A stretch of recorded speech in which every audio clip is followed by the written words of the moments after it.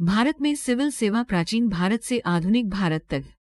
प्राचीन भारत में सिविल सेवा। भारतीय सिविल सेवा प्रणाली दुनिया की सबसे पुरानी प्रशासनिक प्रणालियों में से एक है। इसकी उत्पत्ति प्राचीन भारत के दौरान मौर्य काल में हुई थी। विस्तारित मौर्य साम्राज्य को कुशल प्रशासन के लिए मेधावी सिविल सेवकों की आवश्यकता थी। मौर्य प्रशासन ने अध्यक्षों और राजकों के नाम पर सिविल सेवकों को नियुक्त किया। कौटिल्य का अर्थशास्त्र सिविल सेवकों के चयन और पदोन्नति के सिद्धांत, सिविल सेवा में नियुक्ति के लिए वफादारी की शर्तें बताता है। उनके प्रदर्शन मूल्यांकन के तरीके और उनकी आचार संहिता भी। अर्थशास्त्र में उनकी नियुक्तियों की निगरानी पर कुछ नियंत्रण और संतुलन का उल्लेख है और सिविल सेवा के कामकाज पर निरंतर निगरानी की भी सिफारिश की गई है, जिसमें राजा को सिविल सेवकों के प्रदर्शन के बारे में नियमित रूप से जानकारी देना शामिल था। मौर्य साम्राज्य में कुछ पदस्लश विभाग मंत्रिण, मुख्यमंत्री, मंत्री परिषद अध्यक्ष, मंत्रिपरिषद का प्रमुख, संनिधाता, राजकोष प्रमुख, दंडपाल, पुलिस प्रमुख आदि। गुप्तकालीन सिविल सेवाएं। गुप्त साम्राज्य ओपन पेरेंथिसिस 320 ई 550 ई क्लोज पेरेंथिसिस में भी एक सुविकसित सिविल सेवा प्रणाली थी।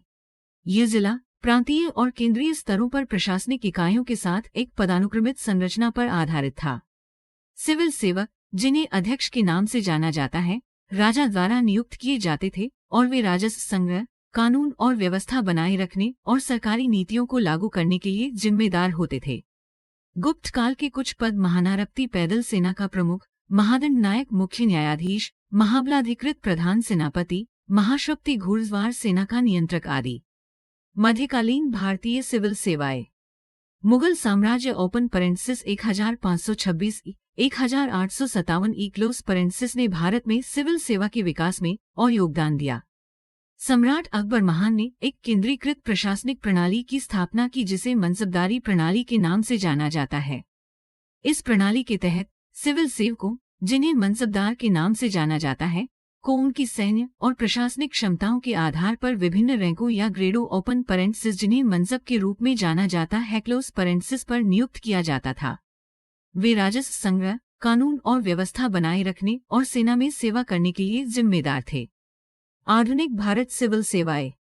ईस्ट इंडिया कंपनी के लिए सिविल सेवकों को कंपनी के निदेशकों द्वारा नामित किया जाता था और उसके बाद लंदन के हेलेब्री कॉलेज में प्रशिक्षित किया जाता था और फिर भारत भेजा जाता था। ब्रिटिश संसद की चयन समिति की लॉर्ड मैकाले की रिपोर्ट के बाद भारत में योग्यता आधारित आधुनिक सिविल सेवा की अवधारणा 1854 में पेश की गई थी। रिपोर्ट में सिफारिश की गई कि ईस्ट इंडिया कंपनी की संरक्षण आधारित प्रणाली को प्रतिस्पर्धी परीक्षाओं के माध्यम से प्रवेश के साथ योग्यता आधारित प्रणाली पर आधारित स्थायी सिविल सेवा द्वारा प्रतिस्थापित किया जाना चाहिए। इस उद्देश्य से 1854 में लंदन में एक सिविल सेवा आयोग की स्थापना की गई और 1855 में प्रतियोगी परीक्षाएं शुरू की गईं। प्रारंभ में भारतीय सिविल सेवा की परीक्षाएं केवल लंदन में आयोजित की जाती थीं। अधिकतम आयु 23 वर्ष और न्यूनतम आयु 18 वर्ष थी। 1864 में पहले भारतीय श्री रविंद्रनाथ टैगोर के भाई श्री सत्येंद्रनाथ टैगोर उत्तराधिकारी बने। 1922 के बाद से संघीय लोक सेवा आयोग की स्थापना के साथ भारतीय सिविल सेवा परीक्षा भारत में भी आयोजित की जाने लगी, पहले इलाहाबाद में और बाद में दिल्ली में। इस्लिंगटन आयोग, ऑली आयोग की घोषणाओं और सिफारिशों के बावजूद पुलिस सेवा का भारतीयकरण बहुत धीमी गति से जारी रहा। केंद्रीय सिविल सेवाओं के संबंध में ब्रिटिश भारत में सिविल सेवाओं को काय की प्रकृति, वेतनमान और नियुक्ति प्राधिकारी के आधार पर अनुबंधित और गैर अनुबंधित सेवाओं के रूप में वर्गीकृत किया गया था। 1887 में एचेसन आयोग ने सेवाओं को नए पैटर्न पर पुनर्गठित करने की सिफारिश की और सेवाओं को 3 समूहों, शाही, प्रांतीय और अधीनस्थ में विभाजित किया। शाही सेवाओं की भर्ती और नियंत्रण प्राधिकारी राजस्व सचिव थे। प्रारंभ में इन सेवाओं के लिए अधिकतर ब्रिटिश उम्मीदवारों की भर्ती की जाती थी।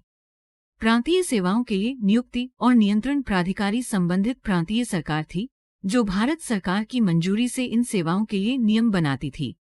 भारतीय अधिनियम 1919 के पारित होने के साथ भारत के राजस्व सचिव की अध्यक्षता वाली शाही सेवाओं को 2 अखिल भारतीय सेवाओं और केंद्रीय सेवाओं में विभाजित कर दिया गया। केंद्रीय सेवाएं केंद्र सरकार के सीधे नियंत्रण वाले मामलों से संबंधित थीं।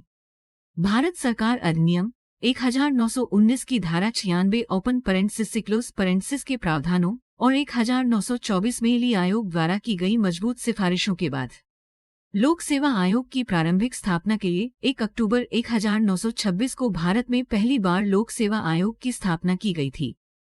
इसमें अध्यक्ष के अलावा 4 सदस्य शामिल थे। यूनाइटेड किंगडम की होम सिविल सर्विस के सदस्य सर रॉस बारकर आयोग के पहले अध्यक्ष थे।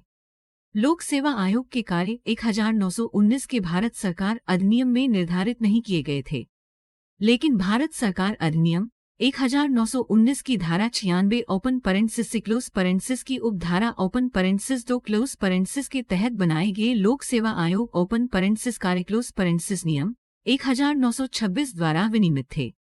इसके अलावा 1935 के भारत सरकार अधिनियम में फेडरेशन और प्रांतीय जनता के लिए एक लोक सेवा आयोग की परिकल्पना की गई थी। इसलिए भारत सरकार अधिनियम 1935 के प्रावधानों के संदर्भ में और 1 अप्रैल 1937 को इसके प्रभाव में आने के साथ प्रत्येक प्रांत या प्रांतों के समूह के लिए सेवा आयोग स्वतंत्रता के बाद सिविल सेवाएं 26 जनवरी 1950 को भारत के संविधान के उद्घाटन के साथ संघीय लोक सेवा आयोग को संघ लोक सेवा आयोग के रूप में जाना जाने लगा और संविधान के अनुच्छेद 378 के खंड ओपन पेरेंथेसिस 1 क्लोज पेरेंथेसिस द्वारा संघीय लोक सेवा आयोग के अध्यक्ष और सदस्य संघ लोक सेवा आयोग के अध्यक्ष और सदस्य बन गए। यूपीएससी के संवैधानिक प्रावधान अनुच्छेद 315 संघ एवं राज्यों के लिए लोक सेवा आयोग। अनुच्छेद 316 सदस्यों की नियुक्ति एवं कार्यकाल। अनुच्छेद 317 लोक सेवा आयोग के सदस्यों को हटाना और निलंबित करना। अनुच्छेद 318 सदस्यों और कर्मचारियों की सेवा शर्तों के संबंध में नियम बनाने की शक्ति।